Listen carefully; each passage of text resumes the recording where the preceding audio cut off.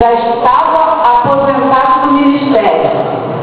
Ele criou um amor tão grande por esse lugar que ele foi onde nós estávamos, a família, e nos convocou. Ele não convidou, ele não pediu, ele convocou com a autoridade do patriarca e, gentilmente, aquele pedido que ele faz, que é uma ordem, ele mandou que nós vestíssemos a camisa e viéssemos para cá.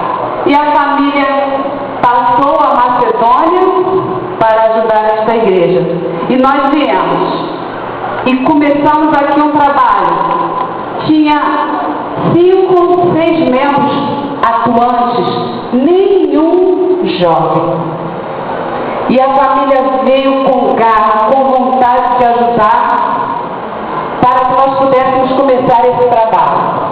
Com vontade. E nessa batalha enfrentamos muitas dificuldades, enfrentamos muitos problemas. A vontade de fazer era grande, mas a dificuldade também batia as nossas portas.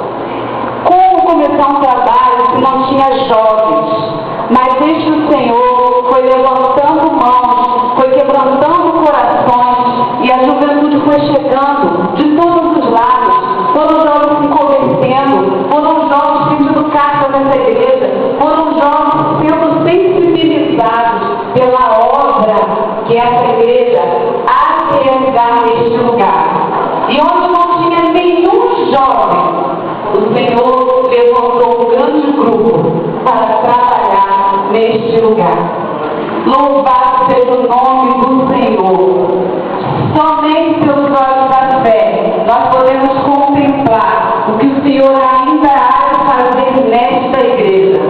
O nosso tema é chamado de todos, mas a missão é individual, é de cada um de nós. Nós temos que trabalhar sozinhos, mas nós precisamos estar juntos. É como aquela velha história que os antigos contam, que um pai deu uma vara para o seu filho e ele a quebrou facilmente. Deu mais uma, ele quebrou. Terceira, quarta. Chegou a um ponto que o peixe estava muito grosso e ele de maneira nenhuma